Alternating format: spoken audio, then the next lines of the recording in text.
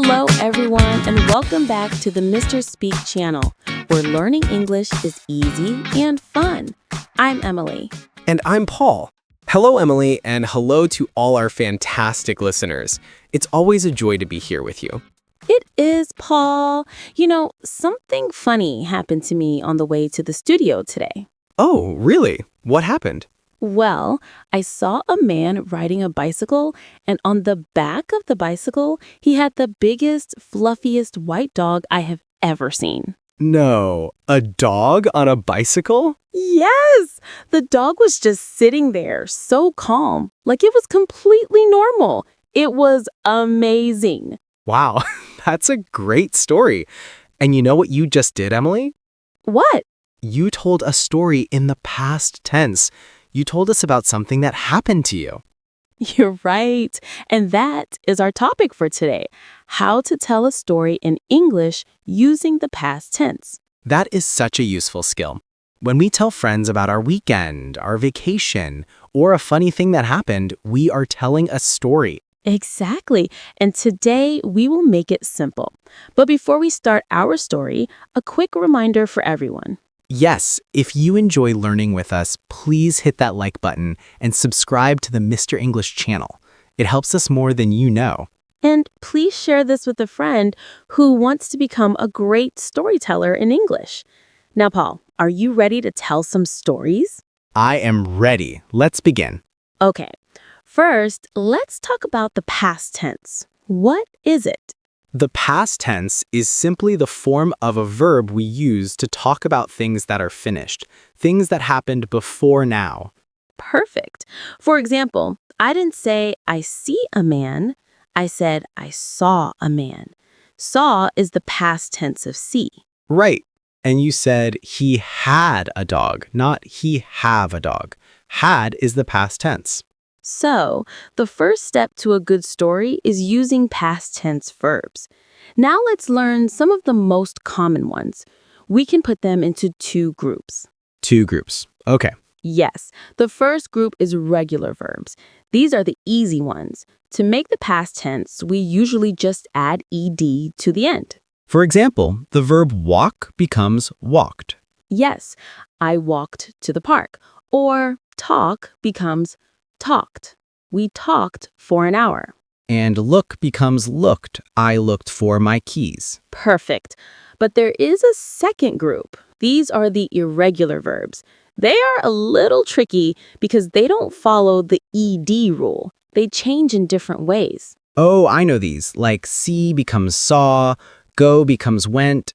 And have becomes had. Eat becomes ate. We just have to learn these by heart. But don't worry, we use the same ones all the time. That's true. With practice, it becomes easy. So now we know we need past tense verbs, but a story is more than just a list of actions, right? A story needs structure. Structure? What do you mean? I mean, a good story has a beginning, a middle, and an end. Let's break it down. The beginning is where you set the scene. You answer the questions when, where, who. Okay, so for your story, the beginning was, on my way to the studio today, I saw a man. Yes, that tells us when and who. Now, the middle is the main action. This is what happened. This is the interesting part. In your story, the middle was, he was riding a bicycle with a huge fluffy dog on the back. Right. And finally, the end. This is the result, or how the story finished. How did you feel? What happened at the end? And your ending was, the dog was so calm, it was amazing. It tells us your feeling. Exactly. So, beginning, middle, end. Now, let's make this even more practical. Let's tell a story together. Paul, I need your help. I'd love to help. What should we do? Let's tell a story about your dog, Max. Think of something funny or interesting that Max did recently. Oh, I have a good one. This happened last Saturday. Perfect. That's our beginning. When? Last Saturday. Okay, listeners, let's build the story together. Paul, tell us the beginning. Where were you and who was with you? Okay, last Saturday, I was in my house with my dog, Max. Great beginning. Now, what happened? What was the main action? Well, I was cooking lunch in the kitchen. I made a big, delicious sandwich and put it on the table. Oh no, I think I know where this is going. Then the phone rang in the other room. I went to answer it. I talked to my friend for 5 minutes. And then? And then I walked back into the kitchen. My sandwich was gone, and Max was sitting on the floor, looking very happy and licking his lips. Oh no, Max. So the middle of the story is you made a sandwich, the phone rang, and when you came back, the sandwich was gone, and Max looked happy. Yes, that's the main action. Now, what is the end? How did you feel? What did you do? Well, I wasn't angry. I started laughing. I couldn't believe it. So I made another sandwich and shared a little piece with him. That's a wonderful story, and you told it perfectly in the past tense. Let's listen to the whole story again, all together. Okay. Last Saturday, I was in my house with my dog, Max.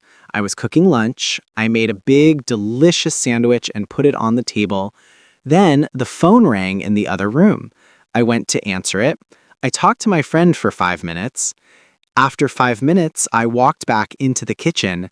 My sandwich was gone, and Max was sitting on the floor, looking very happy and licking his lips. I started laughing. Then I made another sandwich and shared a little piece with him. Fantastic! Did you hear all those past tense verbs? Was, made, put, rang, went, talked, walked, was gone, was sitting, started, made, shared. Wonderful! It's easier when you have a structure to follow. It is.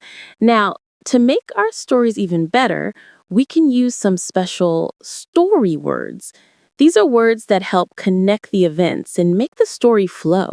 What kind of words? Words like first, to start, then or next to say what happened after, suddenly for a surprise, so to show a result, finally or in the end to finish the story. Oh, that's helpful. So in my story, I could say, first I made a sandwich, then the phone rang, suddenly my sandwich was gone, so I started laughing. Finally, I made another one. Yes, those words make the story sound so much more natural and exciting. It's like you are guiding the listener through your adventure. I love that.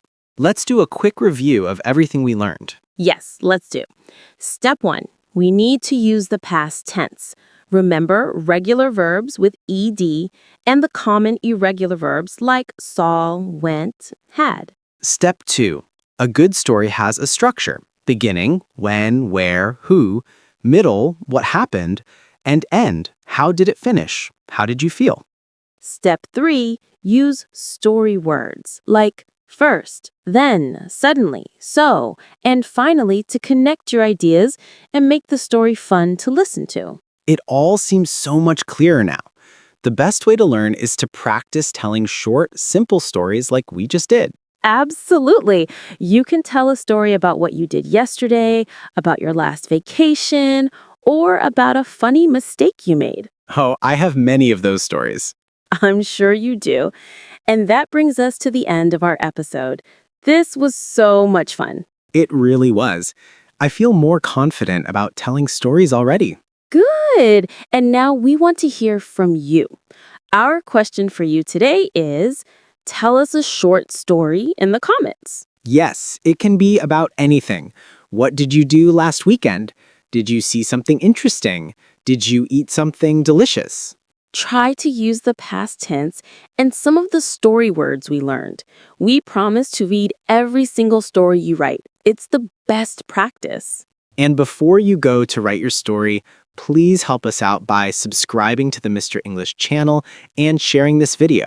Thank you so much for listening and for being a part of our community. Keep practicing your stories. Yes, keep learning and keep growing.